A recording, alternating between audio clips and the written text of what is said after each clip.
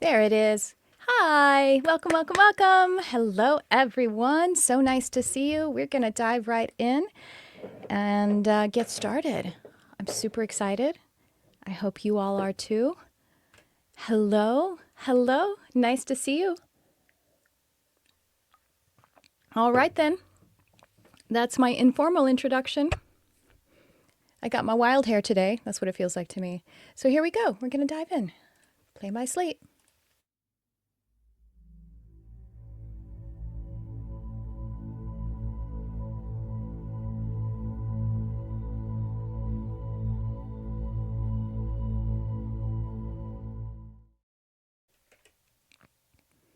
Welcome, welcome. This is quantum resonance therapy. This is level 2, which works hand in hand with our quantum resonance intuitive development program, or I often sometimes call it quantum resonance intuitive expansion. And the level 1 is, of course, quantum resonance mastery. Quantum resonance mastery does work on a fundamental level for the individual, a personal level, but it also is bringing us to the service point, assuming that anyone who's doing this kind of work has a heart of service and has purpose work for this life. Quantum resonance therapy, small t, the second level, is much more focused on the professional and being the spiritual leader. Now, I say professional, but that doesn't necessarily mean that you have to be a person who wants to make money from it. Maybe it's something that you do in your life in a significant way at a level that is professional in the sense that it is completely, highly, and expertly qualified. We'll leave that up to you. Having said that, we will be talking about facilitation at the level of being a professional, and we'll also talk about business in certain parts. So I am just like, I don't know, excited. It's like the the excitement ripples all the way up my multidimensional being. And this is something that has been coming through for, well, I guess probably a lifetime, right? That's how it goes. So it's a culmination. And I'm really excited to be with you on this journey. So thank you for being here. Thank you for shining your light on our beautiful world. I say that often on my podcasts and to people, and I genuinely mean it. I say it to myself too. Thank you for shining your light on our beautiful world. And I'm saying that to you. So let's talk about what QRT is. This is small t, and I'll explain why. And quantum resonance therapy is a spirit-guided facilitation methodology, spiritual technology that works in the morphogenetic field, works with that spiritual technology, and quantum coherence and quantum resonance. So morphogenetic field, it's something that was originally coined by Rudolf Steiner.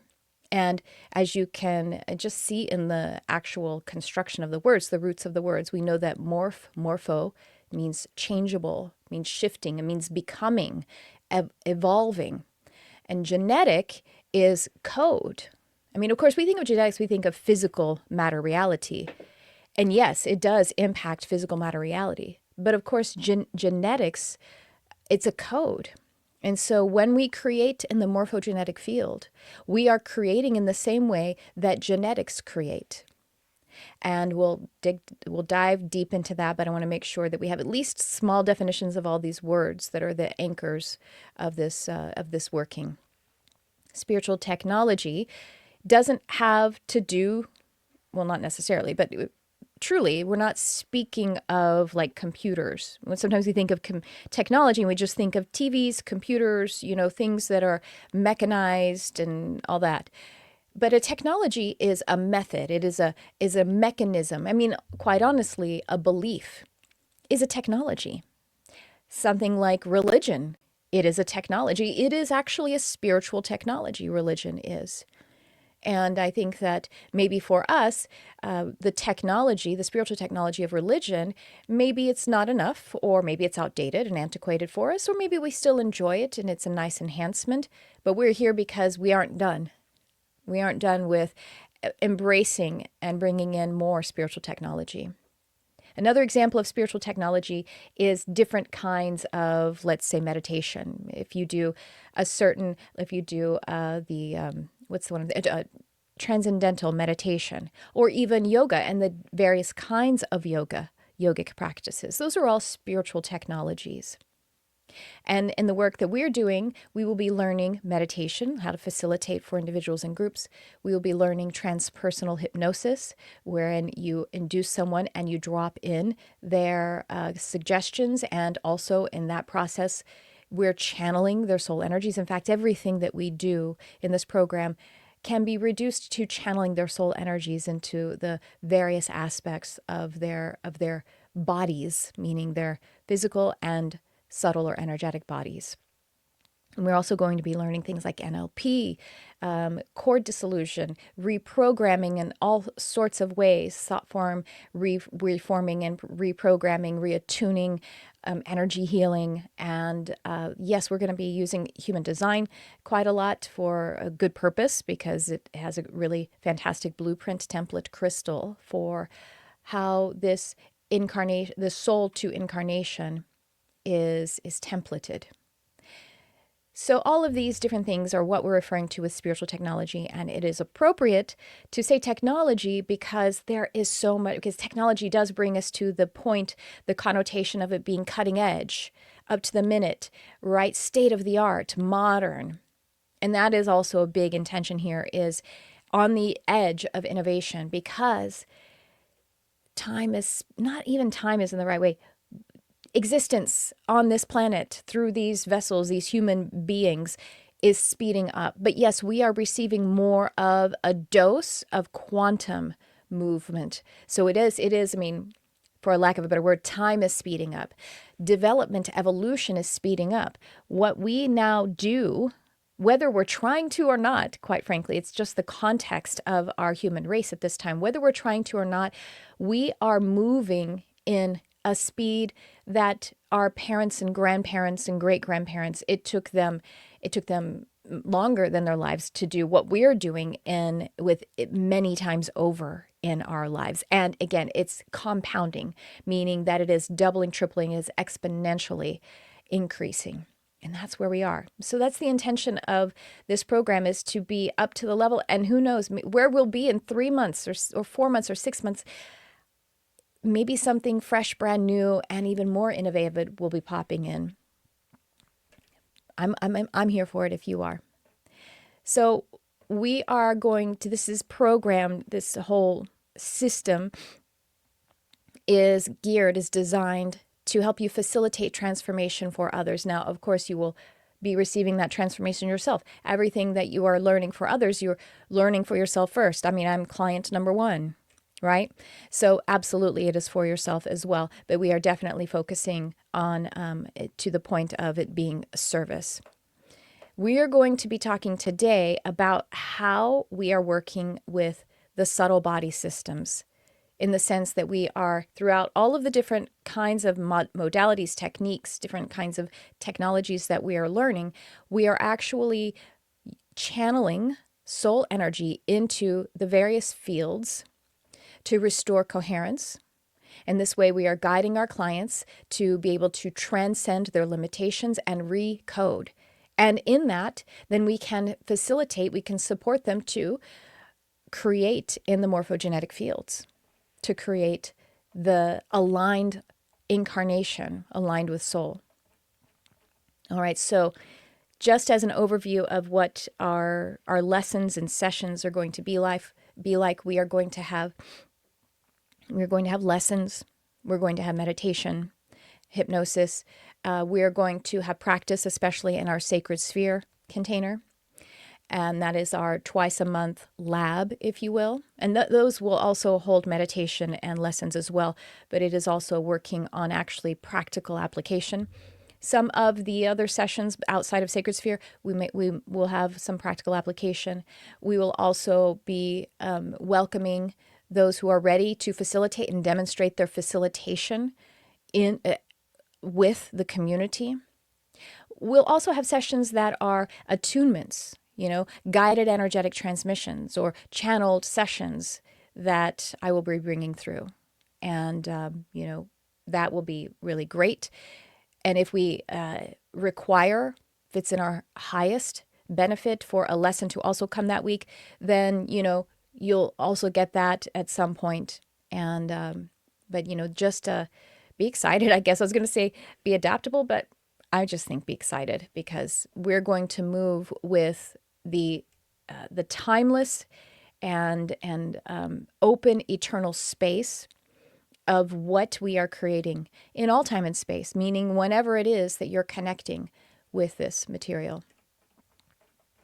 So again, sessions may include training, demonstrations, practice, attunements. Yes, I said that part, looking at my notes. And back to what I want to also cover so far is using the word therapy.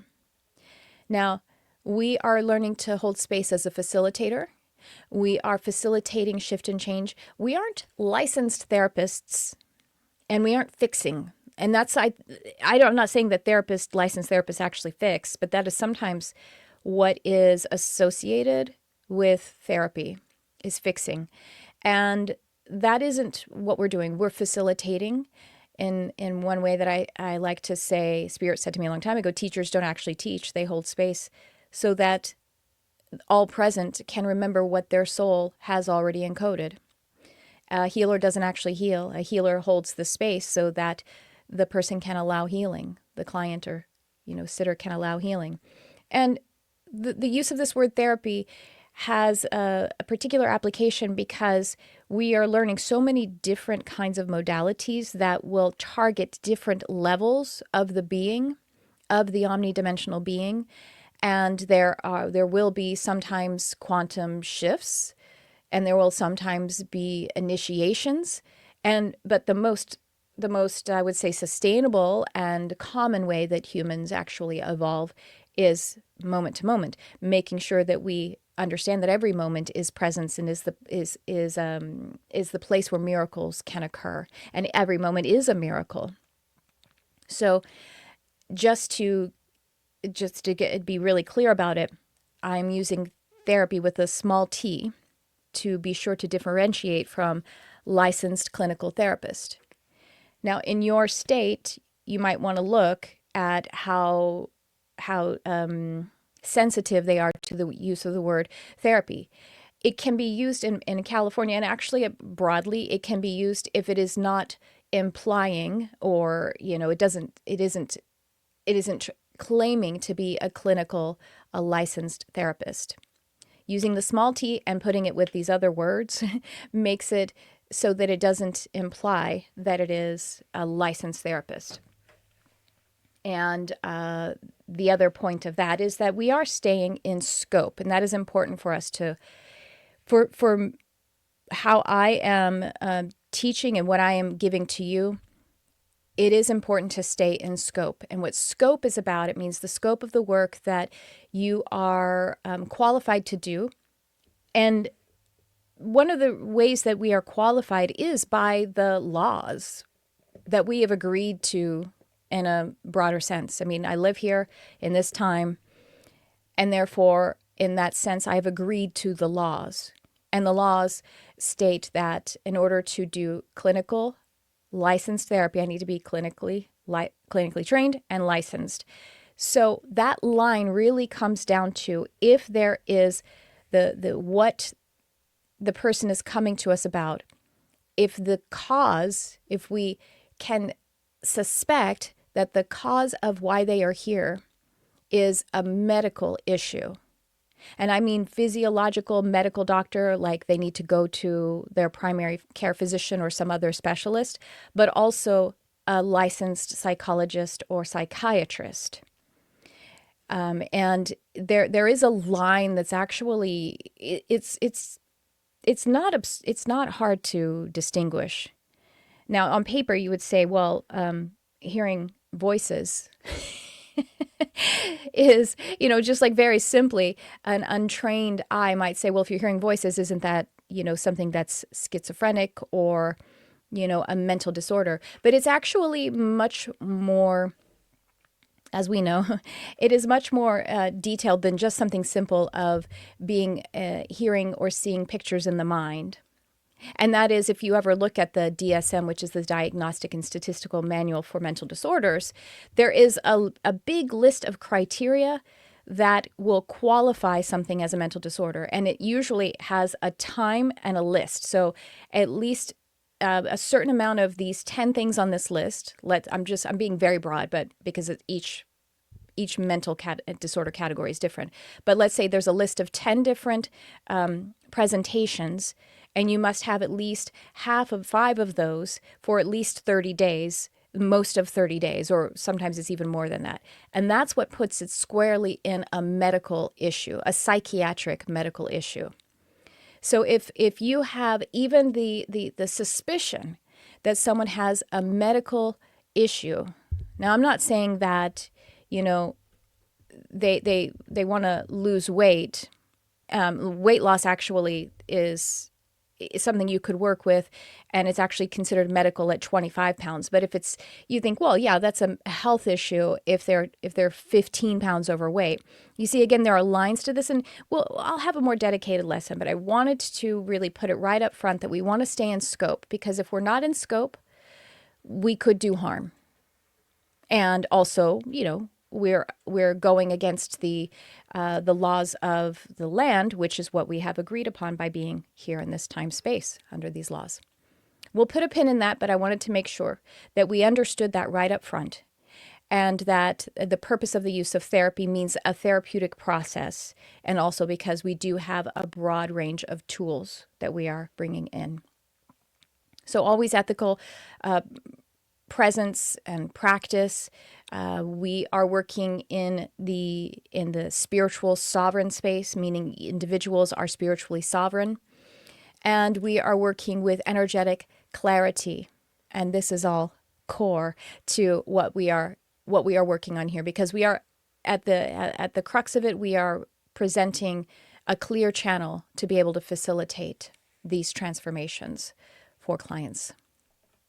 Okay, so at the just to close out the introduction, this is about operating from the quantum self and the quantum field, and it is a great companion, a great expansion if you are a healer, an intuitive, a coach already. That is the intention. It's going to expand and bring in an omnidimensional set of tools and technologies for you. You are a way shower. You are here doing the work, seeing the work ahead, and walking on the path before others. And you are here to also create in the morphogenetic field, which means that you are not just, oh, isn't it fun to see non-physical energy? You know that when you see non-physical energy, you are fully standing, rising up to your spiritual co-occupation and co-creation. And as I see, just like the observer effect in quantum physics, as I peer into the non-physical reality, I am co-creating it, and I own that. I claim it. I claim it on behalf of myself and those I'm here to serve with my purpose work. And I claim it as a sovereign and in the synarchy, as opposed to the higher. There is no hierarchy that we're working with here. The synarchy is what we work in. We are working in the all is one, and the one is the all. And that the powers, which the only true power is love, the powers that are at our disposal truly are limitless. And we're working with unlimited power, unlimited love, and how it is relevant, which is how we come to the grounding in this beautiful experience. But we're going to move to the edge, all the way to the edge. We're going to push the boundaries of what I'm saying is relevant. We're going to redefine and realign what is possible, what is probable, and what is relevant for us here on this planet. I'm here for it. Are you? Let's get into it.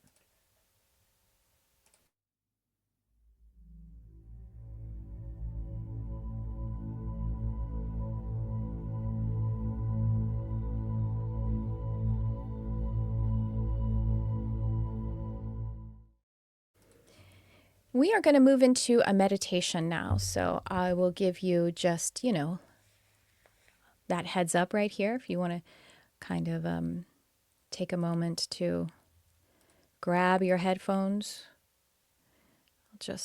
or your earbuds, just kind of vamping here.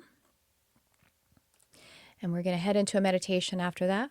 We have some more I think, powerfully, well, the intention is powerfully attuning lessons. Oh, I need to open up my...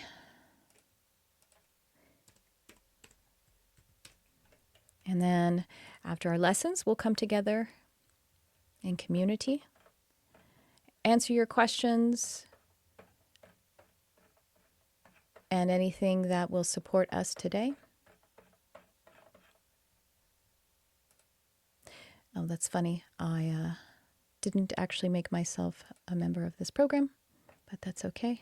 Once again, it's so funny, this Mercury retrograde. I keep just seeing holes in my life, in my business, but I think I can make this work. Yeah, that should work. Okay. All right, then. Do me a favor. I'm going to share screen here with something, and give me a thumbs up if you hear this, and then we're going to reset it and actually make it work the best. Okay, so give me a thumbs up if you hear this. I'm going to put it right in the middle of the track and lift you up. And the next, give me a yes or a thumbs up in the chat if you all heard that. I played it. Did you hear it?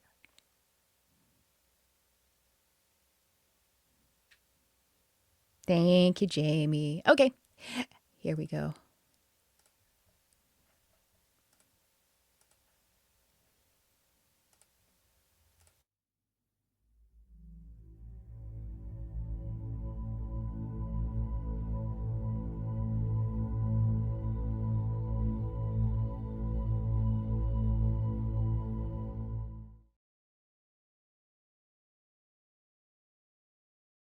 Welcome to your sacred practice.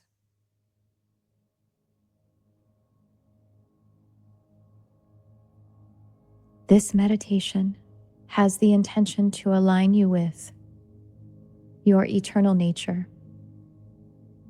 and the limitless support that is offered to us in each and every moment. And so attending to this meditation, this sacred work, our guides of light, are all of the elements of creation. And just like a heavenly body, you are an object of divinity moving around in this cosmic experience. And you are attended to by all of the physical and the quantum laws and the laws of spirit, which may reach you as you are in this state of allowance and acceptance and an awakened awareness that does not know with the mind, but accepts with the heart. So now let us begin to become mindful of the divine breath of life. And at your own pace, welcome 3 cycles, deeply drawing in an abundant breath of life, expanding through your whole inner being, and release fully and with a satisfied awareness of your prosperity.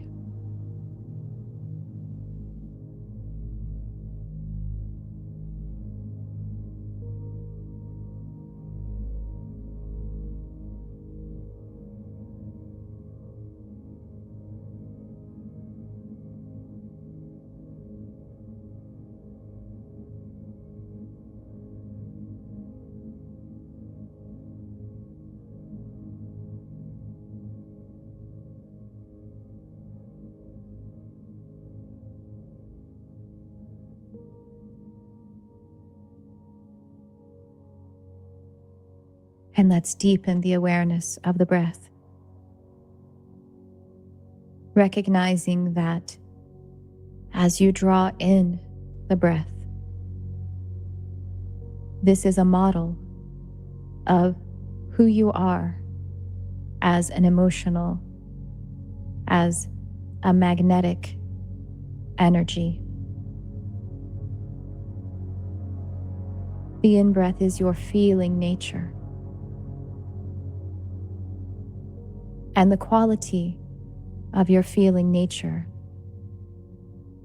the quality and the abundant allowance with which you draw in the element of air, is what empowers you to be a co-creative being.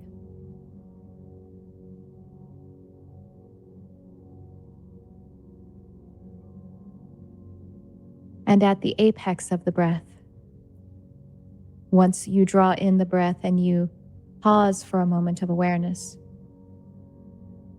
this experience is you as a fully satisfied being. And this satisfaction and appreciation, this deep nourishment, comes by your facilitating that energy of receiving, of allowing your being to receive that flow of life.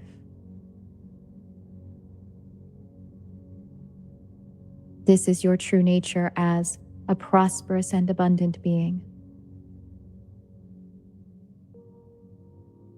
And as you fully and immersively release that breath,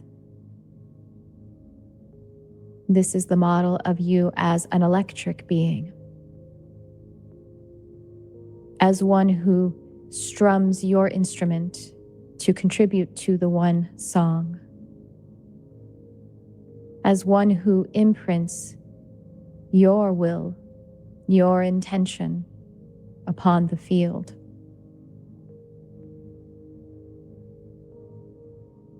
And you are always received by the field, by the universe. Your full release, your offering, is always received. There is always enough room, enough space for your contribution.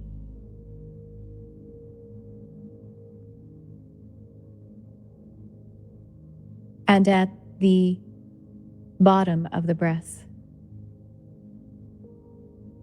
between the exhale and the imminent inhale,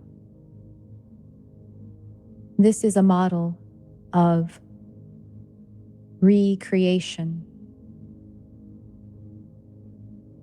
This is a model of your faithful connection, knowing that the next breath is also available to you.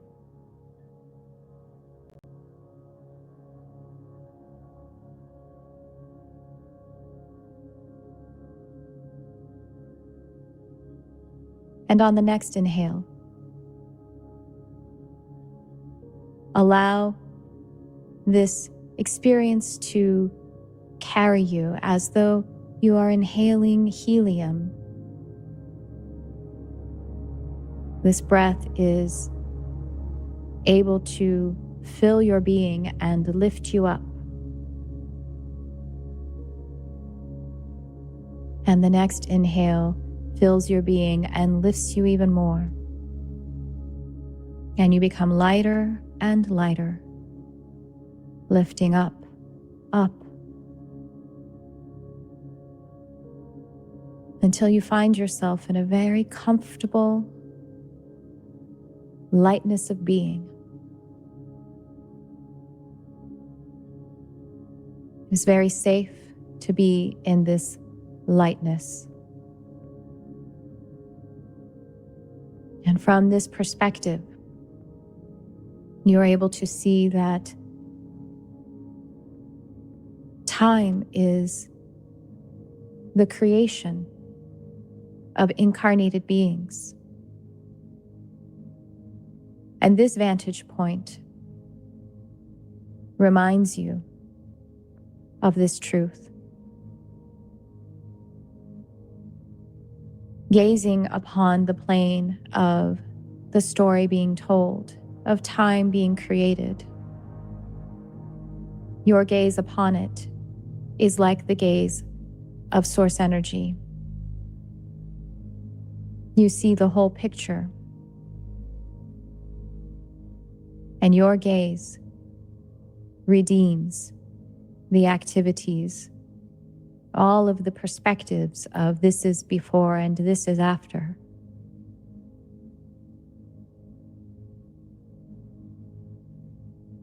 Anything that might be a to-do list or a to-must list now just floats by.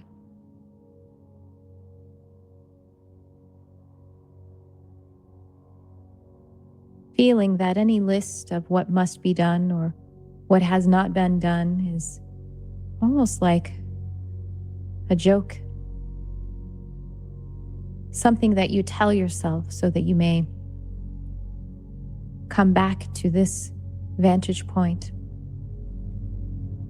and experience this levity.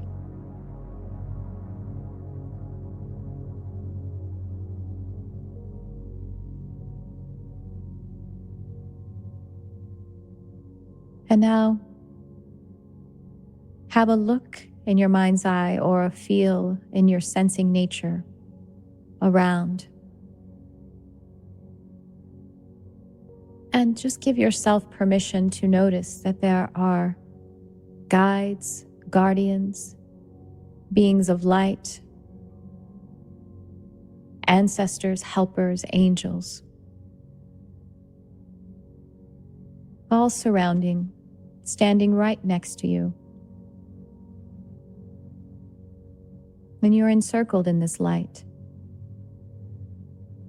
You're a part of this light, this sea of light.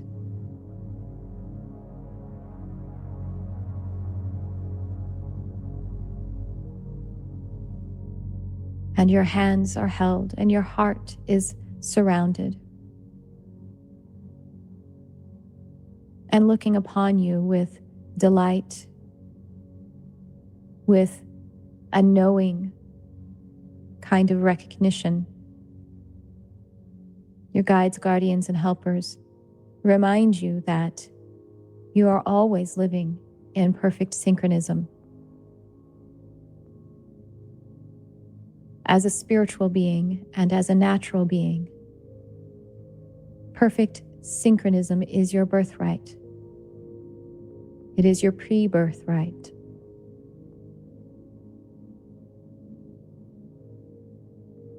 And by allowing this connection that is always there, it is just your awareness being placed upon it. You may begin to have a sense in your heart of expansion, a welling up of joy.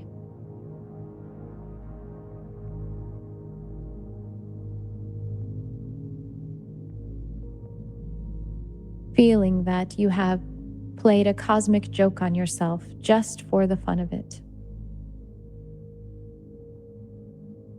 From this vantage point,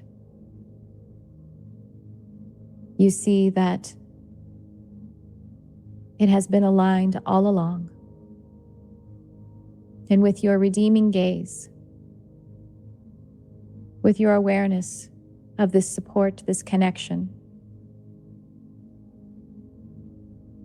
you flow easily and you move with motivation, seeing that each unfolding now is but an opportunity for more expansion, more evolution, for growth, for service.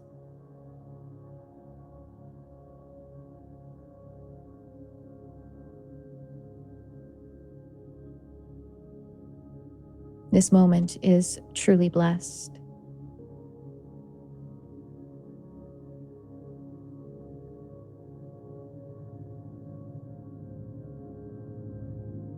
And now take the next few moments to ponder with curiosity, with levity, the timelessness, the synchronicity that you are taking steps toward for this day, for this life.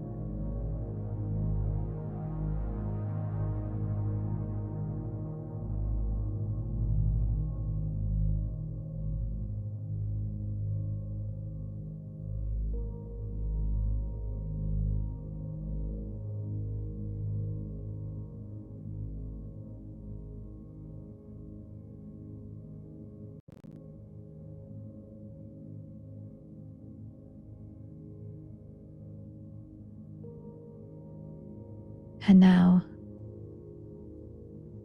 allow your awareness to shift to the deeply receptive mode. And like a sponge,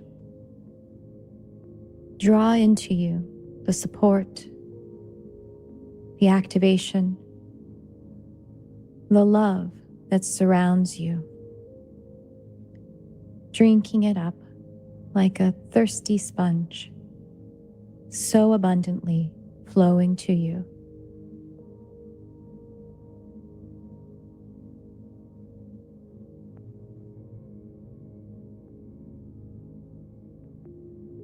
And as you continue to absorb this love, this support,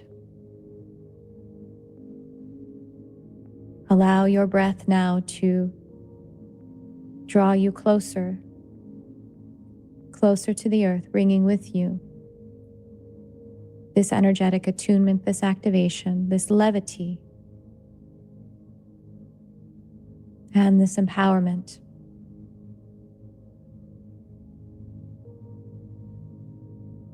And finding yourself grounded once again. Any and all of these images may begin to fade, and the truth, the light, all that is good, positive, and true remains deeply activated in you. And so full and so charged and so certain you are. You move about in each step of this day, this life, this journey, in service.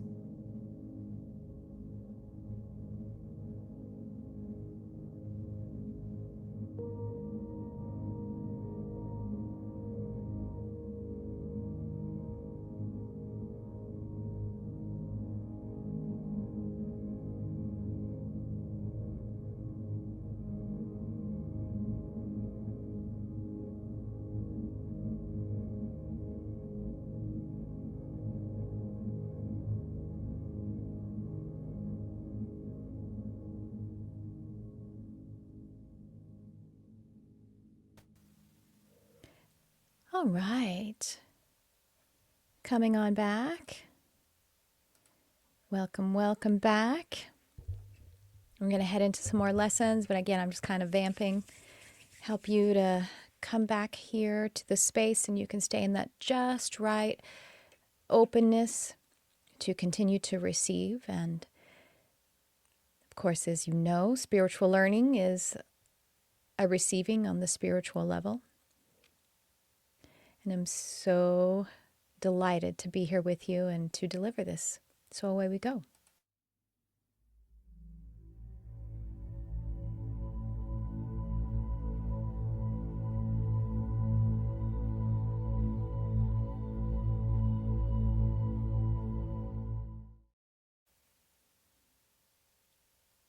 In our quantum resonance therapeutic work as a practitioner, we are working at the most fundamental aspect of any and all of the tools is we're working as a clear channel, of soul energy. So let's talk about what a channel is. Channeling is perfectly natural. It is the process of creating, of moving energy from non-physical to physical. When you speak, you are materializing, you are making something physical because it's now moved to the plane of moving through a physical instrument and into the arena of sound vibrations, which are actually physical. When you connect by movement, we are channeling energy and moving it out through the physical form. You're actually conducting an idiomotor response. Idio means subconscious or energetic, non-physical, and motor means physical. So in all that you do, you are channeling. We are all channeling life force into a physical form at all times for our own life. As you are in this training to become a facilitator, then we are channeling on behalf of another, plugging into the dimension of the galactic souls, where you are able to create the clear channel from your soul to yourself, and your soul to another's soul at that galactic soul level. Then it comes across the other soul to yours and then clearly down to you. And now it is being brought out to this tier of expression. And this plane of expression is, yes, physical, but we're also cooperating and occupying with non-physical dimensions and our non-physical bodies. So you are activating upon your clear channel your non-physical or subtle bodies is what we will be talking about, and also connecting upon those same dimensions to the person you are in service to. We're becoming transparent, a transparent instrument of the soul's will, the will of the will of your client, and also your own soul's will to be of service.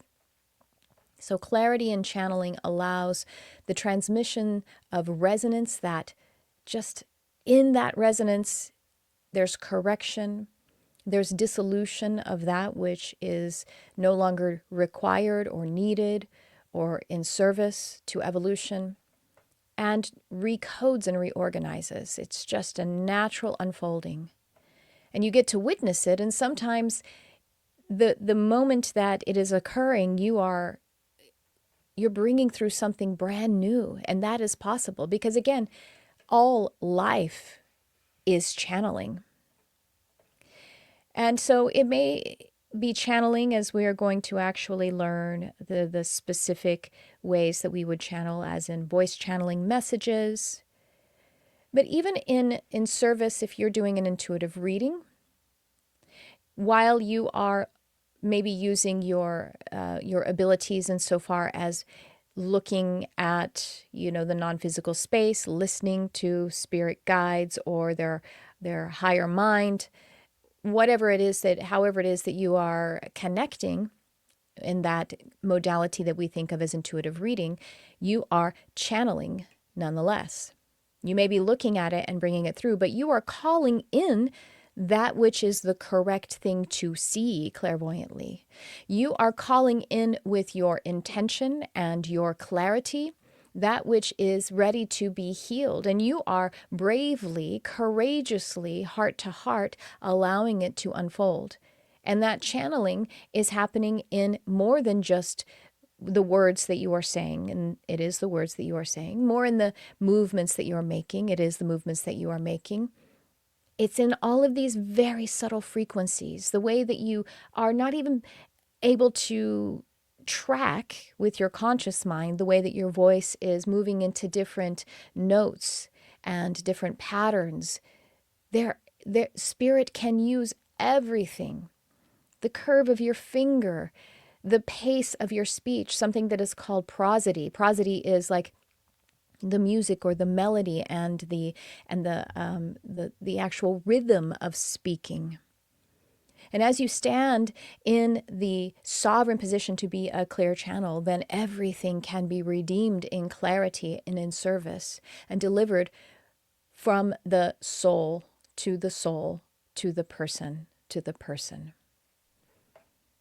And that is where we are. That's where we stand. This is therapeutic work because transformation happens both in quantum leaps and in gradual integrations in walking each footfall of the path of light. This is a supporting of repatterning, of reattunement. And so we don't have to fix. We just need to stay in our clear channel and anchored in our intention to help all and harm none.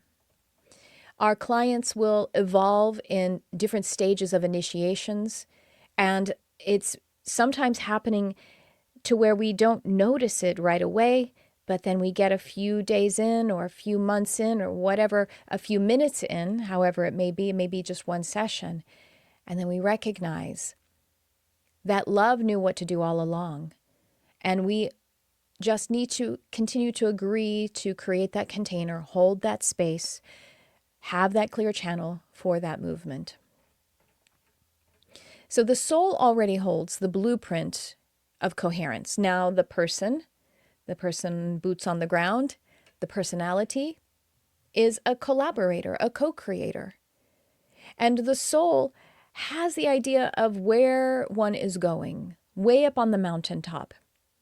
And if we can trust in that fluidity more and more, then the co-creation that we deliver will be more satisfying, quite frankly. So we're not really even generating healing. We're just transmitting a signal, and then the client is able to receive it, and it feels good. It doesn't feel good to the limiting beliefs and whatever, but with compassion and grace, those can easily dissolve. Gradually sometimes, and yet easily at the same time. So it is not a knocking you over kind of work that needs to be done. Grace, gentle compassion is the most powerful, loving force that there is. So as a QRT practitioner, we intend to help clients reconnect to their own higher field, their own soul. And we are more working in the being energy rather than doing, even doing something for the client or doing something at or with the client. We're amplifying what is already a template, already a code in the universe. And so we can sense that because our clients come to us saying, I got bad code. They're not saying it that way, but that's basically what they're saying. We say, oh, great. If you have bad code, that means that you have in your heart a sense of what good code is because your soul put it there. And that's what we're going to do, is bring it right through. So we are working in the quantum field. And so what the quantum field indicates, quantum indicates the smallest possible measurement of anything. In that connection of all of the smallest possible anythings, we have the field, the fabric of the all that is. So it permeates all layers of reality, both physical and non-physical. We are working with quantum crystals. And when I say crystal, I mean structured energetic intelligence. I mean patterns or code, again, if you will, like a template or a frozen code that has order and purpose. And again, intelligence. These exist. These exist when we recognize that if I have a desire, it already exists. In the quantum reality, I have a desire. The only reason that the desire isn't coming to fruition is because I go, I desire, but, and there's a little but over it, And if we can sink down into declaring and owning our desires, and then it can just, as I said, open up into the morphogenetic field. We create the container for it by acting upon the desire and the intention. And then when we create the container for it in the morphogenetic field, it is filled. So this is what we are facilitating for our clients. And they don't have to know all of the technique and technicalities that you know, but as you know it, and as you claim it and you own it, the space that you hold, which sometimes is silent, will facilitate it. But your embodied, informed understanding, or standing within, better said, is what is the main thing. So as we're receiving these lessons and the training and everything, relaxing into it and feeling it into yourself with the magnetism of your felt sense, your soma, and your emotion is actually shifting and changing you into that facilitator for the people who are then naturally, organically moving toward you. What we're working with these quantum crystals is it's a soul to incarnation template, this crystal that we're talking about. We say blueprint. Blueprint is another way to say crystal. You know, it's a crystallization of certain kinds of energy. It is one that is a structure that is stable, but also fluid enough to be able to evolve. So the quantum crystal, or you might even think of as the soul to incarnation crystal, that is the broader template that we are channeling from. It is still available to be acted upon, collaborated upon by the person. And red letter that, as in a moment I speak about suggestibility and what we can see in the human design body graph as potential, is that the soul incarnation template or crystal is a structure, but also it's stable at the same time as being fluid enough for evolution and co-creation. So let's talk about that. The human design body graph is so going to be a foundational part of servicing clients. It is a technology that is really showing a lot of I guess, utility.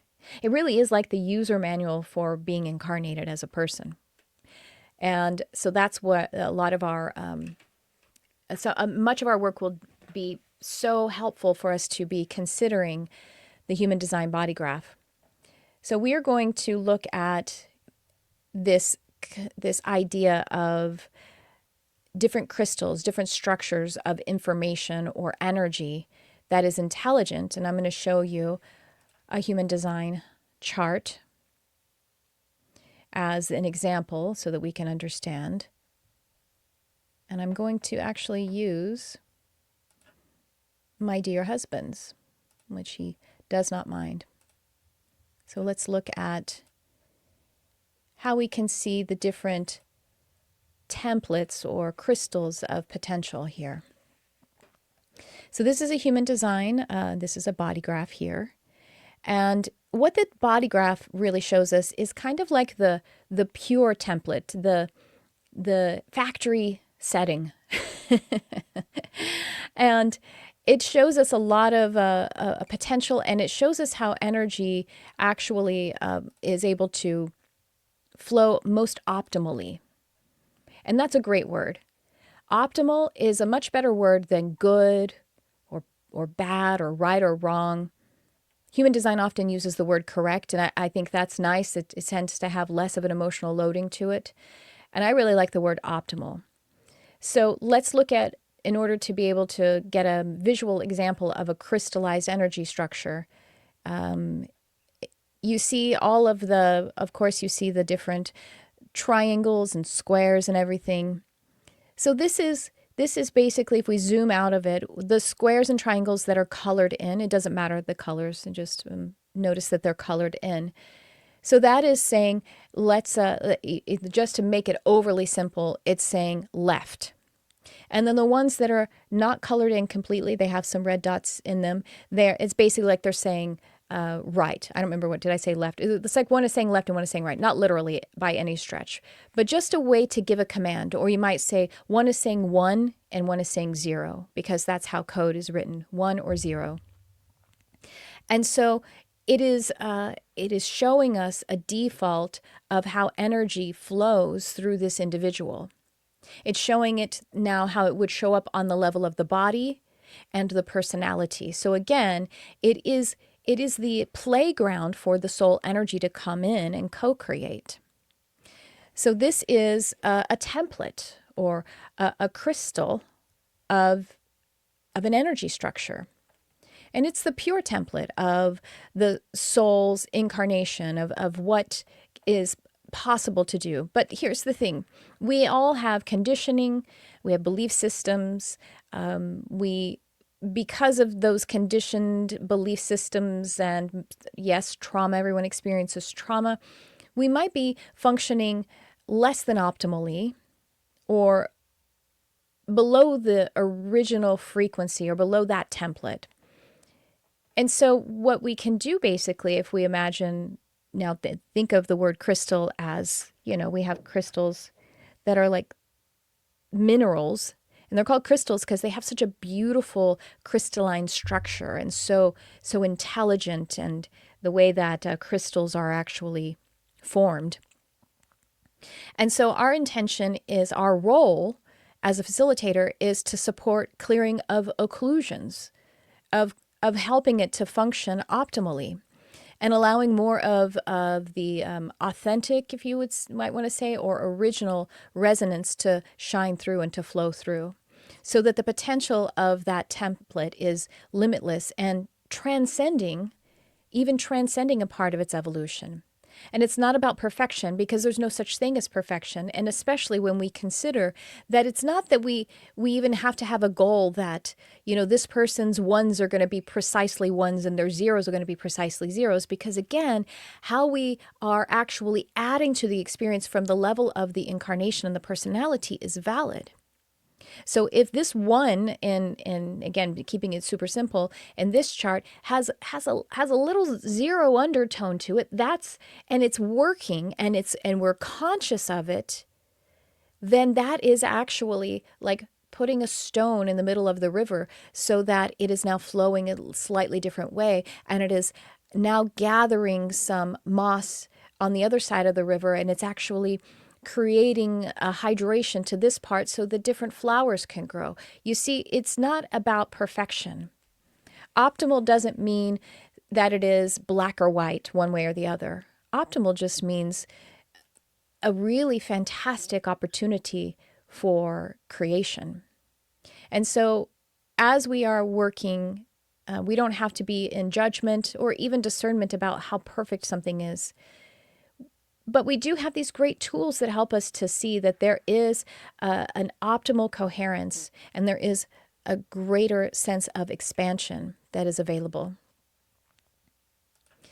So that is, again, just a foundation of how we are working with crystals, crystalline packages of information, structured, yet fluid, intelligent, and available to be co-created upon. And yet there is a higher structure, if you will, and higher doesn't mean better, of a plan, a general plan. And that would be that kind of quantum crystal or that soul to incarnation crystal. So there's a foundation of what we're doing and standing in the gap there. And now we're going to talk about what happens when we stand in that gap.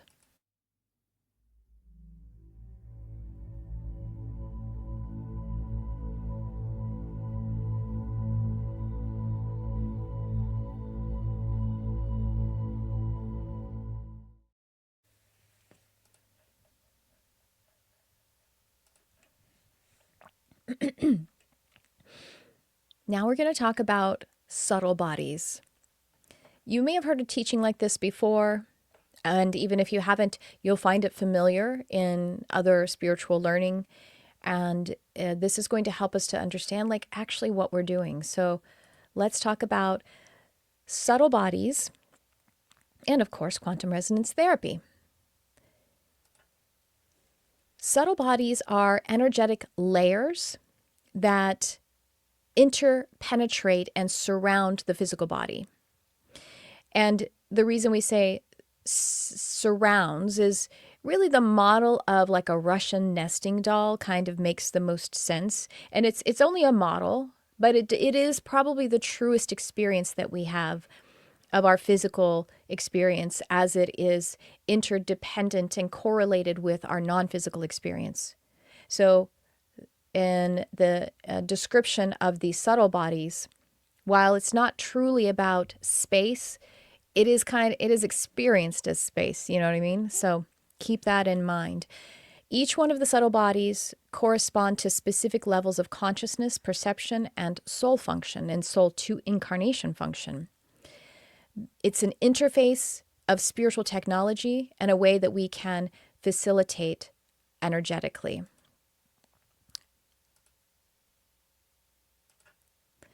Here's an overview of subtle bodies. Now, this again is just a model.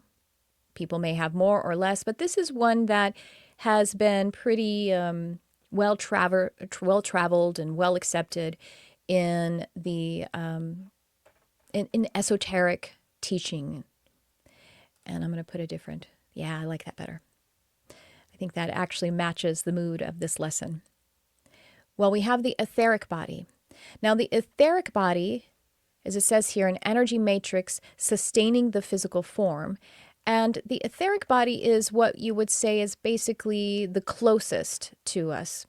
It clears energetic debris and distortion patterns that could obstruct pranic flow and that body field integration. It is actually within, and let's say kind of like an inch, 1.5 inches, 2 inches outside of. It's like our energetic coat, but it's also within the body, in the physical body. Then we have the astral body, and the astral body is also the emotional body. And this is emotional resonance and that feeling tone. And we are going to be talking about astral projection, astral travel, and it's going to make a lot of sense in that greater portion of the lesson. The astral, it recalibrates emotional resonance, it dissolves trauma cords, and it attunes to the soul-based feeling and tones. And then we have the dream body. And honestly, the dream body, even though we have it third in the list, you might think of it as second in the list, but you know, these two are kind of like not interchangeable. If we're thinking about how close they are, they're sort of standing next to one another in a sense, or maybe they're kind of overlapped. And the dream body is symbolic. It's our symbolic consciousness. It's the subconscious expression, and it facilitates that symbolic resolution and a multidimensional storyline and integration. We have the mental body. Here we have thought forms, belief structures, different patterns, and this can be a deconstruction of limiting thought forms, initiating alignment with higher mind, as it is able to be basically the layer between physical mind and higher mind. It has that connection to both. We have the causal body, and this is where we start to see that soul blueprint, a karmic imprint, karmic patterns, and this is where we feel that purpose. And then above and beyond that, that is mostly that is the line that we are aware of working. A lot of people aren't aware of working with the causal body. And actually, some people walking around on this earth don't really understand that their mental body and beliefs are a problem or not, you know what I mean? So, but everybody's aware of that they have dreams. And I think people understand, hopefully, that they have something that is their energy sustaining and their physical body. And everybody's aware that they have emotions. Maybe they don't understand the structure. So the soul is, us working with the mental body and the causal body is how we're really expanding into profound work. Now, beyond the causal body, we also have the unity consciousness, and that is a greater intuitive knowing. The atmic body, which is the divine will, and this is a directive straight from source. And then monadic body, which is eternal identity and the origin point of the soul, like the spark, the primordial tone. So let's look at how quantum resonance therapy is working across these subtle bodies. So QRT, it's a field-based facilitation, methods that are designed to channel soul energy into the subtle bodies to create coherence, recalibration, and soul-directed evolution. As a practitioner, we act as a conduit, a calibrator, a channel, realigning the client with their incarnation crystal template and supporting the transcendence even of that template into new harmonic structure of higher soul expression. So we're working up to the potential and beyond that template even. That is the opportunity. Again, we are not, as the being on the ground, we are not left out of the partnership for this. So we can even transcend from this level. So just to talk about it a little bit more, so that etheric body, that closest to the physical form, where the blueprint of energy and structure is, maintaining vitality through the pranic pathways, vitality of the physical body. With this, in our training, honestly, let's just say that all of the modalities kind of work all together, but I just organized some of them so we could see how directly they correlate. So with our QRT applications are the quantum resonance energy healing, and we are clearing and we are repairing the field. Now, this also, we're going to have some discussion about mind-body ascension. And with your clients, you might be working also to channel the actual physical activities and actions, but also the physical energy field, which is what this etheric body is, using energy healing for that. And this is a blueprint reconnection and field strengthening. Then we have the astral/emotional body, and this is the seat of emotions, energetic resonance with others, the core of astral projection and intuitive feeling, because emotions and intuition they correlate, they work hand in hand. Also with your emotional body, you are very magnetic. Honestly, this is how the law of attraction really shines, is if we're working on the emotional plane of our being, because emotions are magnetic. Your astral body is magnetic. Our applications, cord dissolution and emotional clearing. Of course, our intuitive reading and healing. That pretty much goes across all of the tiers, but I mentioned it in a few. When you're facilitating meditation or hypnosis, inducing your client to be able to open themselves up to it, open themselves emotionally. And then heart, field coherence, and emotional sovereignty. Now, our intuitive counseling will come into play here as well. Our dream body. Dream body is activated, of course, during the dream state and lucid dream states as well. We have symbolic language and the narrative body here. With our applications of QRT, we have dream reentry and timeline integration. We will facilitate our clients working with their dreams, interpreting their dreams. Of course, our intuitive reading and healing, because in intuitive readings, we're actually tapping into the dream realm when we get those metaphors and those symbols and those different ways that higher self is showing us, receive this narrative, this symbol, this metaphor, so that it can be received as a repatterning in the energy. Meditation and hypnosis, again, of course, we're working with imagery and we're working with metaphor, and we actually induce our clients into a dreamlike state when we're working this way. And then, of course, archetypal resolution and symbolic harmonization, because dreams are all about archetypes and symbols. And so we are working in these tools and this kind of technology. The mental body holds all the conscious thought and subconscious patterning, and it tends to be divided into either linear/conscious or subconscious and abstract mind or creative mind or intuitive mind, or, and again, this is closely enmeshed with that emotional body. With our QRT applications, we have thought form dissolution, we have belief clearing, we have our NLP based, that's our neuro-linguistic programming based recoding, also parts work. And then, of course, I just went ahead and put it here one more time: intuitive reading and healing, meditation and hypnosis. So now we're at the causal body, where we're storing soul intention and karmic trajectory. Remember, karma does not mean good, bad, you're a bad person. Karma refers to lessons, and if it's a pattern, then it means how we are moving through and learning lessons. This is where we are activating and acting upon the crystal template for the current incarnation. Our applications: soul retrieval, karmic healing, Akashic attunement, template recalibration. And this is where our human design again is working through all of these, but I wanted to bring it in here because the human design, as we're working with our clients for it, is restoring the alignment of the original blueprint, as we see is available for the personality and the body.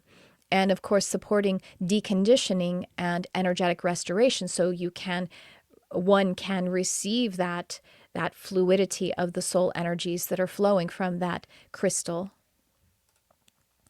Now, beyond that, we have the Buddhic body, and this is that field of unity consciousness and the pure clarity that is intuitive clarity of the all that is. It's beyond duality. It's direct knowing through resonance.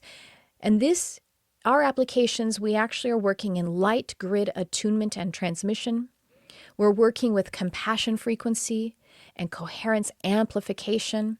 And in this, our multidimensional mediumship comes in handy because we are working with entities and dimensions that are at this, the level all within, but also beyond. And this is why we say multidimensional mediumship, because in the sense of it being, past loved ones and ancestors, that is working multidimensionally as well, of course.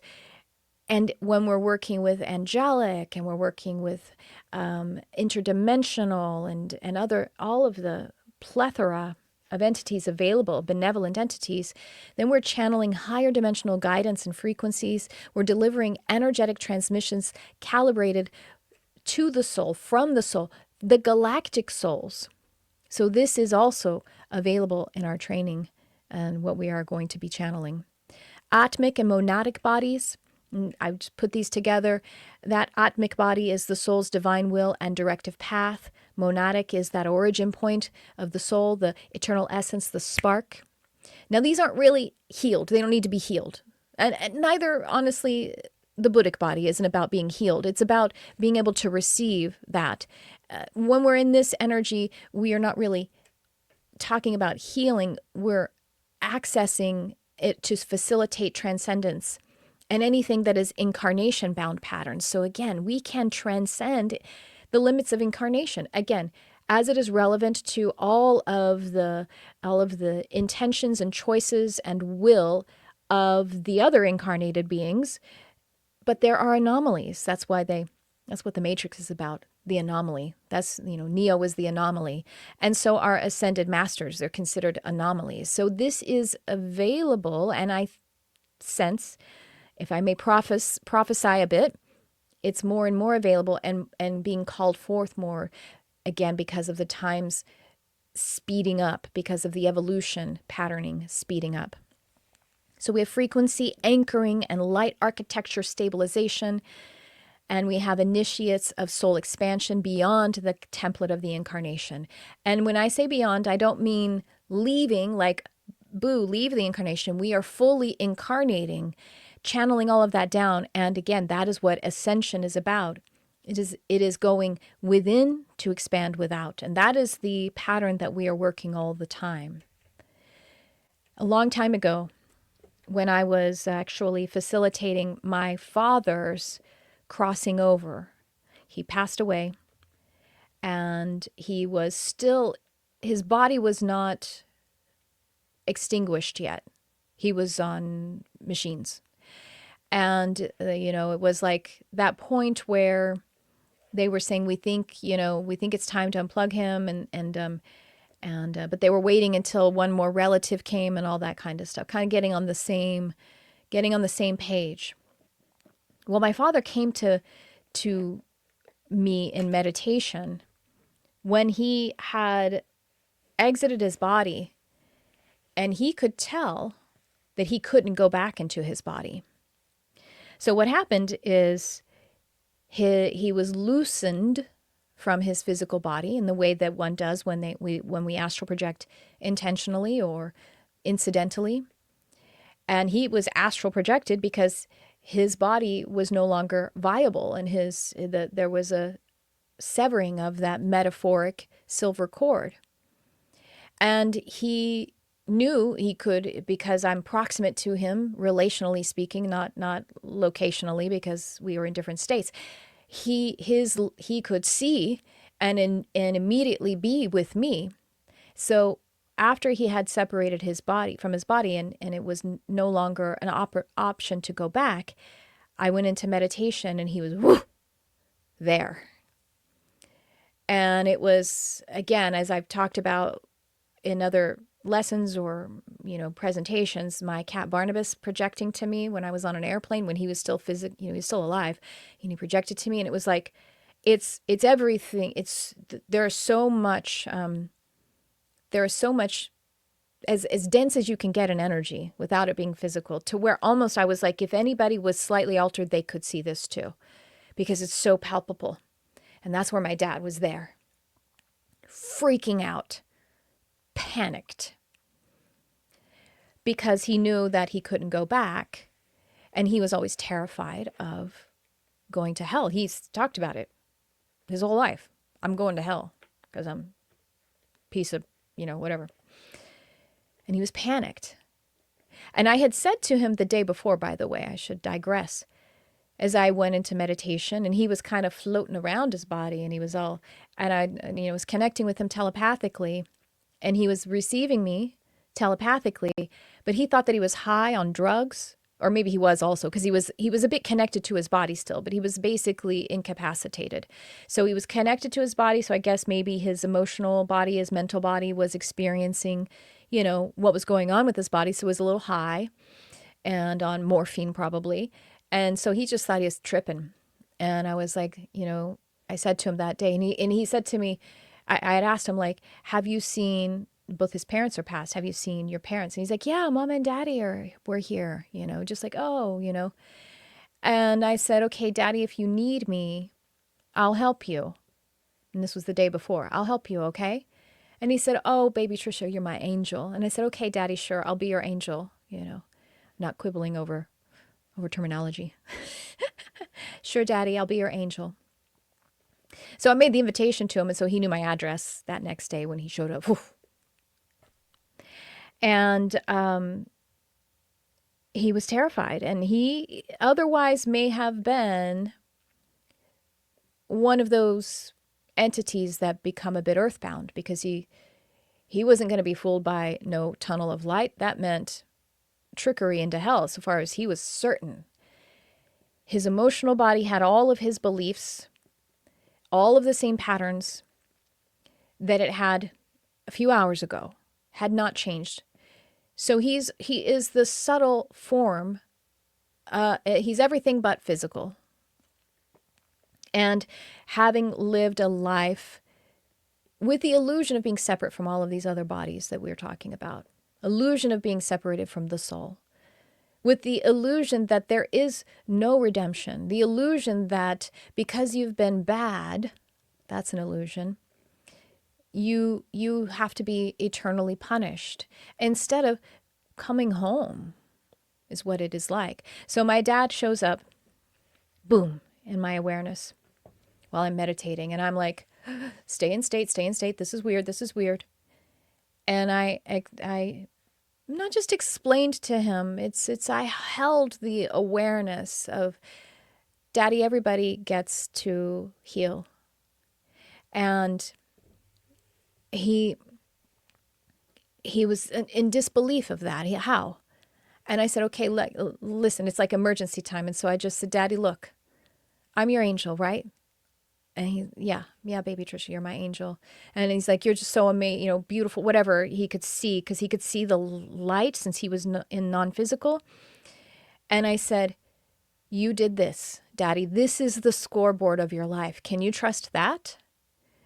And he was like, okay, if you say so. And so I separated from my body, and I walked him. I said, keep your eyes on me. And I backed toward his tunnel of light. And I backed toward it and I said, just keep your eyes on me, Daddy, okay? And he's like, okay, you're my angel. And then I said, okay, now we're going to switch positions. And so we turned so that his back was now to the tunnel and he was still looking into me. And then he went through. And he was collected through all of those subtle bodies, back up to that soul level, and is working through the process still. But as soon as we move through it, and the thing is, we don't actually even really disconnect, because the imprint of everything, of the incarnation, is still in the elements, still in the material. As it dematerializes, it goes back to the earth, and now it is co-creating with the earth and to other plants, animals, and humans. And so we are always expanded and expanding. There is no option. But isn't it wonderful if we get to make the most of it as we can possible? And it is a foregone conclusion that that is what you are doing, and that you are here to passionately learn what your soul has already known. And this can happen in the physical life, as we are able to, again, recognize it is a synarchy, not a hierarchy. What I mean by that is, synarchy means it's all co-created. And that the only true power is love. Then we have everything. Then we have absolutely everything, even while we are here and we are creating. And it's not even an even while, which seems to be a diminishing statement.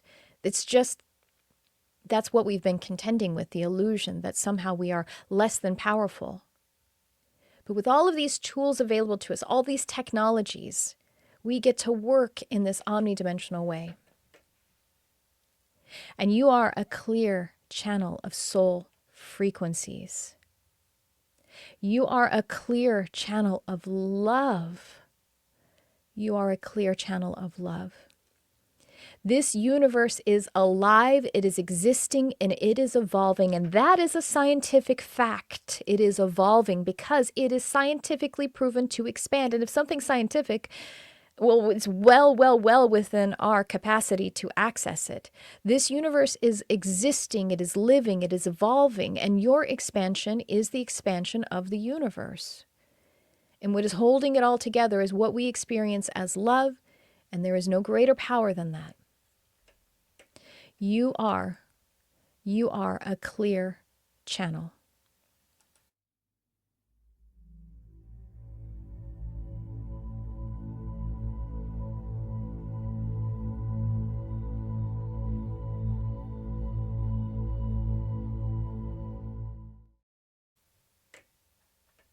That's the end of the lessons. I do have another lesson that's prepared.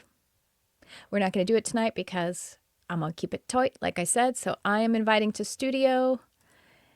And if you see that invitation, go ahead and join if you would like. Questions, comments, shares, anything you like. I'm excited, y'all. This is it. This is the first class of level 2.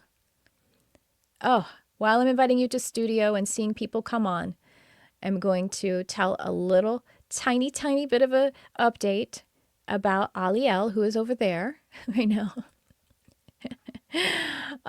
So I told you part of the story of her name. Well, I told you the story of her name, I've been pronouncing Aliel wrong all these years, 10 years, because I didn't know the name of angels, how they were pronounced. So I was saying Aliel, and that's why I didn't like it. And it's pronounced Aliel. Another reason I chose it, y'all probably don't know this, or maybe, I don't know if I ever mentioned it. My last name, my family name is Alley. It's not spelled the same. It's Alley. And so I thought, because, the suffix EL means of light. And so I thought, that's kind of nice. I'm like infusing light into my ancestry. So that was another reason. And then finally I was like, it also has the name Ali in it, Ali. And I know that's, a sacred name in Muslim culture and Islam religion. And I was like, I don't really know what it means, though. I need to look that up. And I'll look that up sometime. And I kept thinking I'll look it up, but I kept forgetting. I just looked it up today, and Ali means noble. My name, Patricia, means noble also. So Oh, Anyway, that's my update. And she's eating really well. She's really, oh, there's Jamie. Good. So, anyway, hi. How are you guys doing?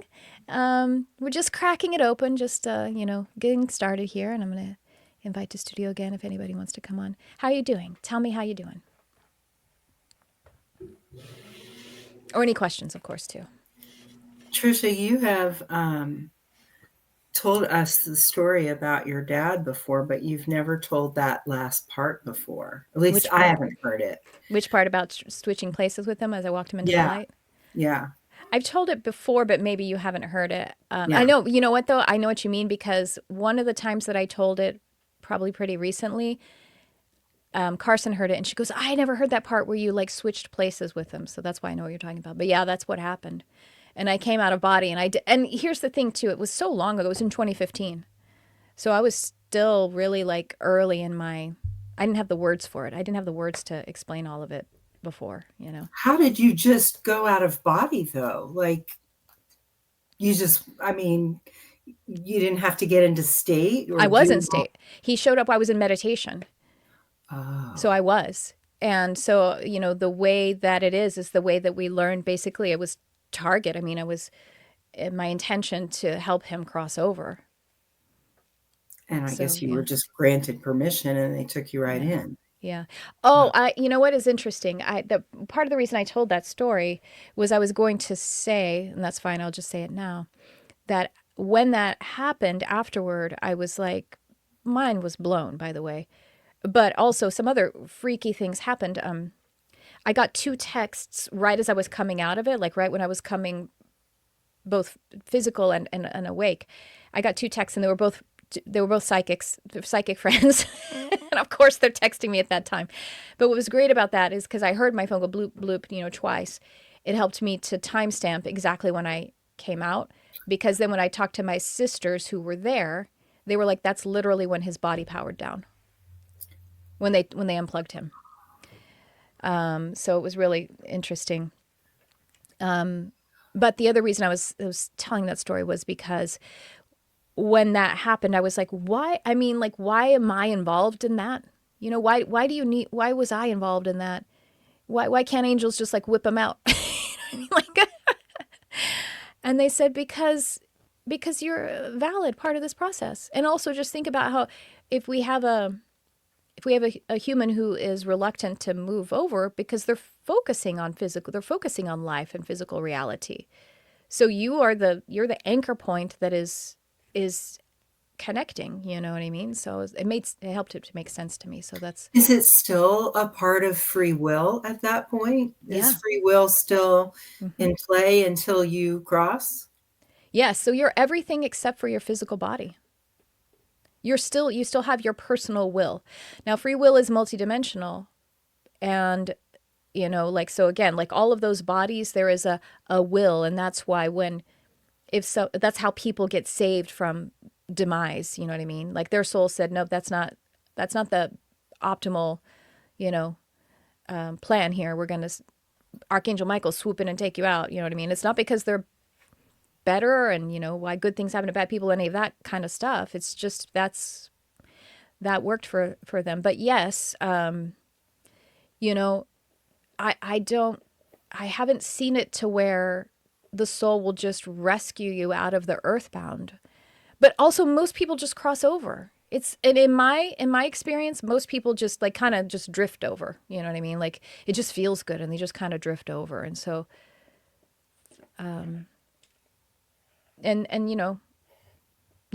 free will is still, because it's your emotions. Like you have the ability to feel whatever you want to feel. And that's what's the level of the astral body. There's no longer the etheric body that is creating that connection. The etheric body has expired. And that's why the physical body expires.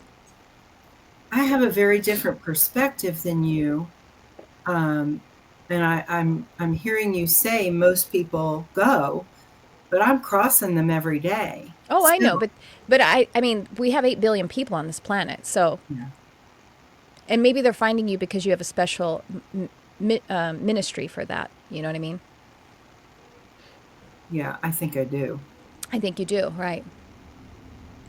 I don't come across them as often as you. But I just mean generally.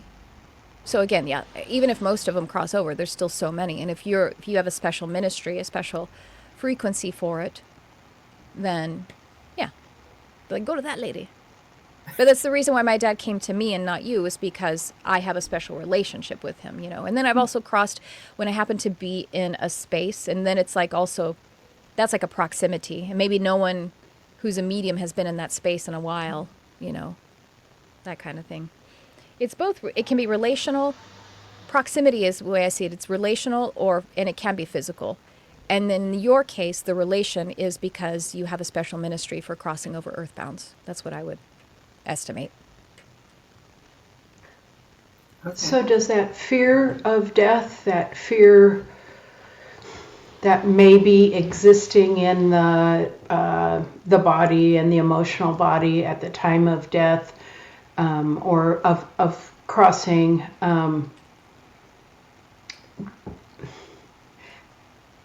that is, without your assistance or Lori's assistance, is the main reason that people won't cross? Fear? Yeah, fear Of, or of just, some shape or form. I would say fear or confusion. Lori, what do you think? Is it fear, confusion? How would you There's- characterize it? I have seven reasons why they Oh, won't great. cross. Thank you. Tell us. I hope I got them written down. So, not feeling worthy is the most common, and almost always, most of the people I cross think that. Yeah. And then fear of going to hell. Left something unsaid or undone. So unresolved issues. People who know that the term that's been used is righteous, but what it means is that this is their last life. They know that they have completed their soul journey and they're not coming back in another iteration. And then Wait, I'm God, sorry. That's one of the reasons they are righteous. So they're like, I want to hang out here a little longer. I don't understand why they don't go.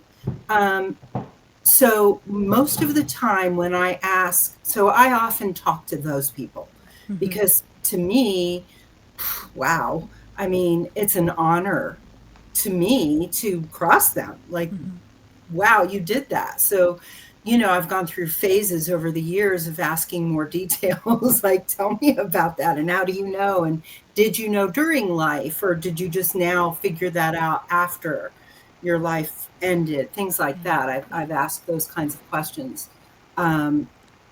But mostly what I'm told about that is they want to be acknowledged for it. And that's pretty much all the things. Whatever it is, like, I think I told you the story about the guy in my bathroom that I could smell. Yeah. Well, there was another one, and I just crossed him today. I didn't know that all this time there'd been two, and he didn't want to go when I crossed the other one because I didn't know he was there.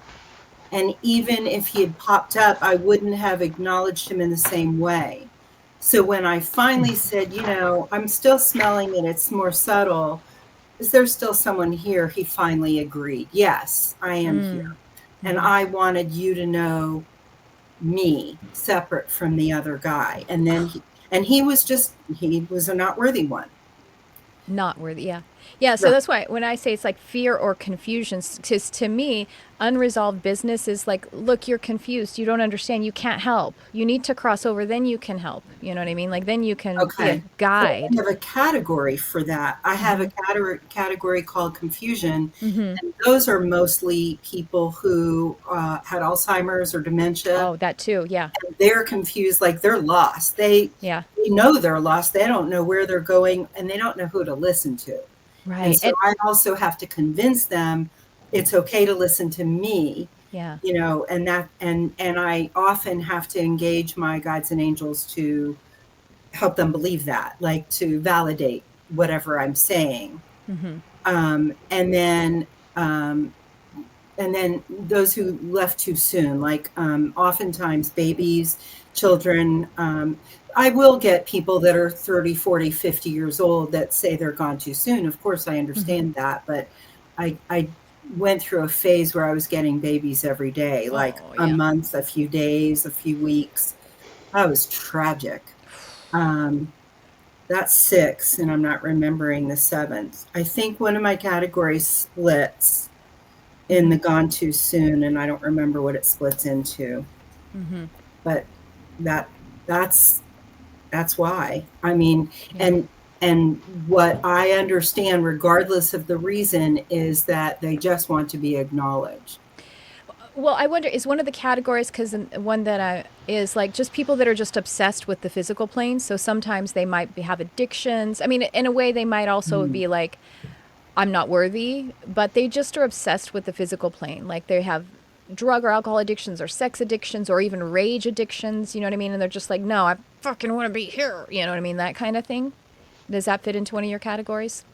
Well, that relates, in my understanding, to why they're attaching to you. Yeah. So, I used to be a compulsive overeater. I was very fat, and ate a lot of sugar, which I stopped doing. So in the early years when I was doing this, that I was getting addicts and people who were compulsive about any kind of addiction. They would attach to me, and I also had no worth. I didn't have value at that time, and I got those. Yeah. And I find that other people who um, have attachments who resonate with something that they exude that's specific. I was in your class on Monday, and I had cleared, and I was sitting in my house alone. And halfway through the class, my husband came home, and all of a sudden I smell wet earth.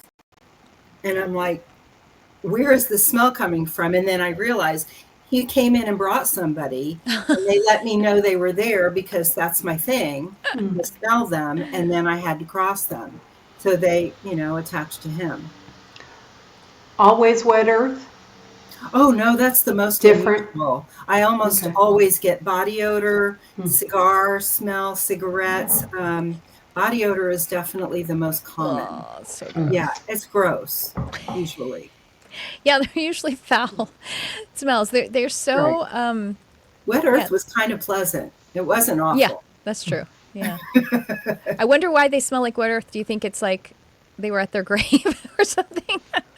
No, I think they were gardener, Oh, okay. a person who spent a lot of time in the earth digging with their hands, and that's why they smelled that way. Because usually the smell, I get a visual of why they smell that way, and I felt the earth in their hands. I mean, you have the clear olfactance gate. Yeah, no, that's definitely my That's funny. strongest. Yeah. And every time I forget. I mean, I'm literally going, Yeah. where is No. that coming from? Yeah. It doesn't happen that often for me, but when it does, it's very confusing. And it's I've noticed that's what I've learned about it is like I go, and then it goes away for Right, me you can't because of smell it if you try. yeah because you switch to physical. Correct. Yeah. It's not in the air. Right. It's inside. It's funky. It's really fascinating. Yeah, see, for me, I remember a few times when I was opening my mediumship too. Well, actually, even when I was a kid, when I didn't know it was mediumship, I thought it was whatever I contextualized in religion. And so I said no to it. And I remember a couple of times, like one time in particular, probably back in 2015, when I set the boundaries around my house, and I said it really, really strongly so that when I walk outside, it's almost like there's a clear dome around my house and my neighbors, and it's like I can see them going boop, boop, boop, open, open, open. But I ignored them long enough that I don't think they're even there anymore. And so for me, it's just if it's like relationally relevant, it's like I'm working with someone or I'm in a space or it is someone I know or my relative. Like my friend's mom, when she passed, she showed up right at my house, right with me. And she was like, tell my son that it's wonderful and it's real. And I'm like, no, he will not accept that. It will break his heart to tell him that his mama just died of cancer came to me. That would not work for him. Anyway, yeah, so you have a special mission for it. And you're so good at it. Skilled. It literally was my guide, my teacher, learning how to do that, which I did not know, and I did it kicking and screaming all the way. I hated it, did not want it at all. But, it took a couple of years before I could make agreements with my guides and understand that I do have sovereignty and that I can say, I don't want to do this anymore. But, I've taken a break a couple of times over the years and I feel rusty. Like it's really good for my clear audience because I can hear the word. Like when I ask, why don't you want to cross? I'll hear worthy. I'll hear, left something unsaid or undone. And that kind of sparks me to function psychically again. So I kind of miss it now when I'm not doing it, so I don't stop. And the other thing is that once I had those experiences where I had thousands, because I was in a hospital with my mom and they were coming home with me and I was staying up till 3 a.m. crossing, I finally said, I can't do that. You have to do something else. And so then I would go a whole week with her in the hospital and I would not cross any at all. And they protected me. And like the whole time I went to the funeral in Ohio, I didn't do any crossing. We have a good understanding now, and I appreciate their protection of me in those situations. Also, because, when someone dies, the first time I crossed somebody after my mom died, oh, Lord, I didn't even think twice about doing it. It didn't even occur to me, oh, my mom just died. But the minute they crossed, I was like, oh, my mom's there. Oh, and I just burst into tears. And it took, that was a long 30-minute cry. Like that was too tender, too soon. Yeah. Have you ever crossed any animals? And animals they don't really linger, but, No, I don't think I have. Yeah. I'm not an animal communicator, although with my own animal, I could do that. But I don't have that passion like you do. Yeah. Yeah, of course we all, communicate with our own animals. And it doesn't happen. They don't have any reason not to. I mean, actually, they hang out in the body as much as they can if they are trying to support their human. You know what I mean? And it's like how many, Jamie, have you heard it a million times where the human says, oh, it was weird because I looked her in the eye and I said, you can go if you need to. And then she was gone in an hour, like within the hour. Like, I'm like, I know. I mean, I've heard that so many times. And I'm like, I know. And it's like, it's still working in divine timing. Like their hearts are and so it's not really like the animal. It's like, oh, I'm hanging on. It's just, it's the soul's agreeing. And then when the human is able to say that, then it's like, and then that etheric body just lets go. One time, a couple of times, animals they just kind of, sometimes they're walking through on their way. Just one time, I've told the story before where Barnabas was sleeping under the coffee table and all of a sudden he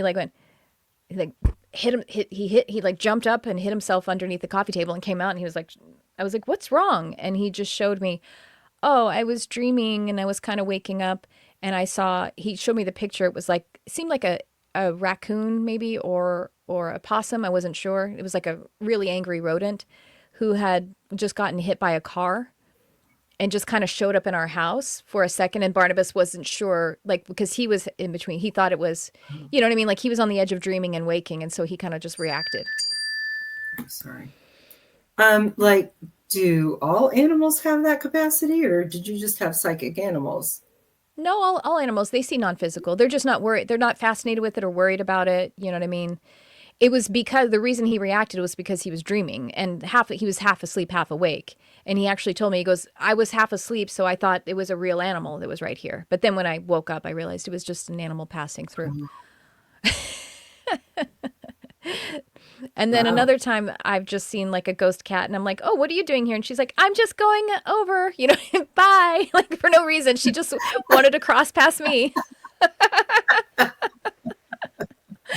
Catch some good vibes on the way. Yeah. She's just like, bye. Thank you. That was, Oh, again, that's that was probably for me, like obviously I magnetized that because it just helped me to see, again, in the passions that I have. So, yeah. well, so, okay, so we've just had this conversation, and I'm curious if you have any ideas or suggestions of things I should ask them when I talk to them. I mean, I don't make it a long conversation generally. I'm usually trying to talk to my divine partners and they're stopping me. And I'm just getting them out of the way so I can move on Oh, with my I day. agree. I'm with you. The only thing that's important is to get them to cross. Right, And right. But I'm just curious if you have some thoughts about questions that might be worth asking. well, the only thing I do is I say, "Did you see the light?" That's what I do. And they're Um, like, and they're usually like, "Yeah, so it went away though." Something uh, like that. And I didn't try, and I'll get a sense of I didn't trust it, or whatever. And I'm like, mhm. okay, well, that's for you to, I mostly do the talking. I'm like, that's for you to cross over. Everybody gets healing. The same thing I told my dad. Everybody gets healing. It's for you. And then, if they're responding, if they have any more, if I can talk to them anymore, I'll try to convince them. But I also say, but you're not a, you know what I mean? Like that's your option. And, you have your, or maybe I'll say like, did you see your loved ones? You have angels. And then I call in Archangel Azrael to facilitate. And then I Okay. pray. And then like, I will check back sometimes later and say, is it important for me to know if they crossed or not? Because if I didn't see them cross, I'll ask if it's important for me to know. Sometimes they'll say, pray again, again, something like that. But basically, I cut them off. You know what I mean? If I don't see them cross, but I haven't had that many not cross, and also I don't service as many as you do. You know what I mean? So with your dad, Mm-hmm. did you notice if he achieved a sense of awareness that he wasn't going to hell? It was almost like he was just holding his breath and trusting me. Okay. I mean, I always make this joke. Like if I was being chased by a lion off of a cliff, I would be like, well, I guess I'm getting eaten by a lion because I couldn't jump off that cliff. I'm so afraid of falling like that. It was like he was just holding his breath and just staring at me. That's what I was like, just look at me, keep backing up. He was just trusting me. So he I think, I mean, who knows, maybe it was almost like, well, if I'm going to hell, I'm going to hell this way. You know what I mean? Yeah. But I just got him to trust me, basically use me as a proxy. And oh, okay, thank you. They're telling me when he trusted me, then he was able to welcome in light. It was almost like he turned on light inside of him, and then that's what made it possible for him. But his full awareness of like whether I'm going to hell or not, in that moment, he wasn't thinking about that. He wasn't feeling Yeah. about that. Yeah. Mm-hmm. That's kind of my favorite part. I don't see them. I mean, I shouldn't say I don't, but I almost never do. Mm-hmm. But I feel them. I have a sense there's a sort of a whoosh when they go. Mm-hmm. Um, but when I tell them the reason that their excuse is wrong, um, and I explain what is right, I always get that Yeah. relief Yeah. Yeah. Yeah. sensation within me that they're feeling. And that's my favorite part of the whole thing, is like that I get to change their perspective, like, oh wow, I was wrong. I can go. I am a child of God. I am Yeah. worthy, those things. And that's the thing, is your awareness of it. That's what they, Spirit explained to me. I'm not doing very articulately. Is like your awareness of it as a physical person is what convinces them. Like they can feel that resonance. Whereas an angel or even like one of their past loved ones comes along, when they're in that state of confusion or unworthiness, they're like, it's just like, in the Bible stories where like someone hid from God because they were too afraid of that presence, they Yeah. couldn't receive that. So then when But you that's say the it, acknowledgement, I think, yeah, that they're looking for. right, right. And they can tolerate you because you're physical, but then when you also bring in, you're human, but then you bring in light also, then it's like, yeah, it's like Mm. inducing them, they get to, and then that was what helps them to be convinced. And it's like, they're like, well, if you know that, they can feel like I can trust you then, right? That's what it feels like, right? Yeah. So do you ever have them not be convinced? Oh yeah, for Uh-huh. sure. As a And then matter what of do you do? fact, um, I just, you relearn lessons, right? So in the very beginning, there were a couple that wouldn't go and didn't go. Um, I had like a Catholic woman who committed suicide, Mhm. and she was certain that she was going to go to hell. And it took 3 days of talking to her. And finally, I gave up. She gave up. And so my teacher at that time taught me to send them to a special place where they could be around people, live people, who would help them stay uplifted, and maybe over time they could marinate on the concepts that I've given them and change their mind. So I used to work in this arts area. It was an arts organization that I worked for, and it's next to a university, and there's like a chapel there that's multi-denominational.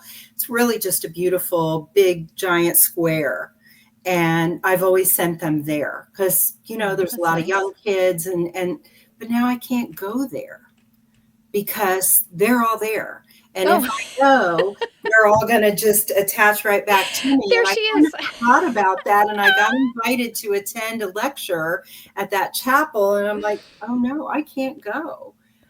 And my guides were like very clear with me, you cannot go there anymore. I've sent probably a dozen people, or not people, but spirits there. Former people. Yeah, former people.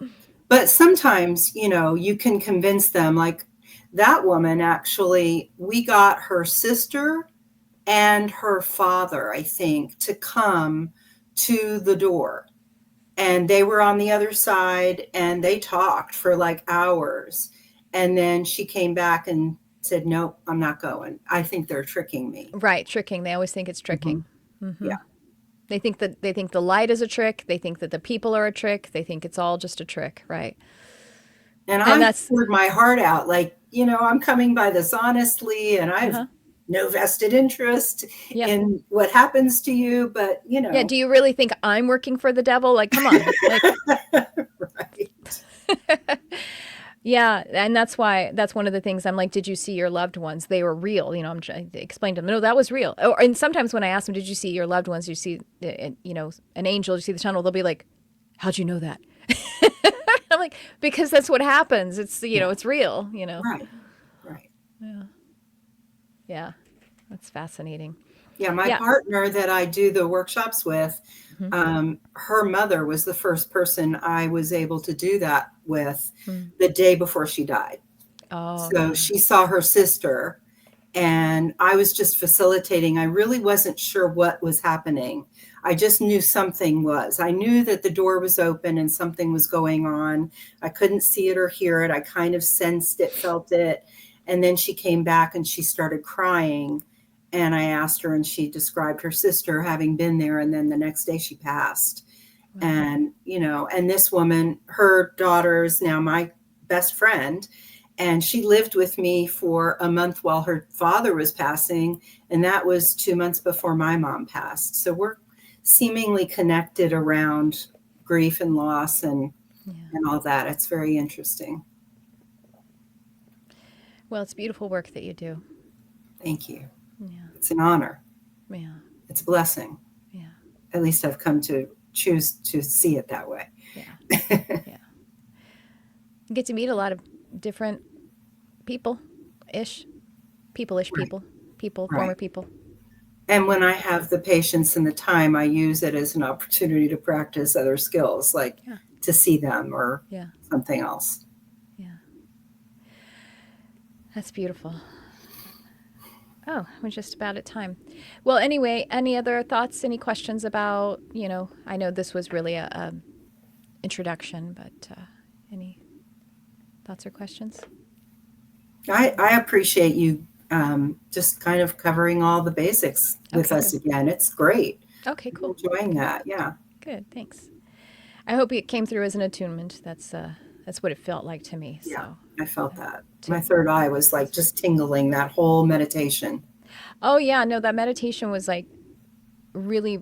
I say that because I have had it already created, and I was like, "What meditation is it?" It was like, zoom. And then when I listened to it, I was like, "Oh, that's perfect," because I already had the lesson laid out. I was like, But of course, that's how that's how we work, right? Yeah. All right, guys. Anything else, Jamie or Kate? Anything? I'll just say thank you. It was beautiful. I really enjoyed you going through everything, and I definitely felt the attunement part, and it was like, oh, I get it. Like, Oh, good. it was just really good. And I don't know where I went during the meditation. I lost time. But I don't think I fell asleep. It was really weird. I was like, man. Well, it was about being It's called synchronism. It's about being connected to synchronism. So cool. It was only 17 minutes too. It wasn't very long. Well, but I was like, 17 minutes went by? Like, No, I didn't think, yeah, I mean, it was 3 minutes. yeah, it was, yeah, very That's interesting. Oh, good. Thank you so much. Well, thanks for that. Thanks for the feedback. And yeah, we don't have Sacred Sphere this week, right? Oh no, that's right. I have animal communication, so that's right. Okay. All right. Anything else? Okay then. All right, guys. Thank you so much for coming tonight, and everybody else who's on the chat. Have a great night. Thank you. Thank you.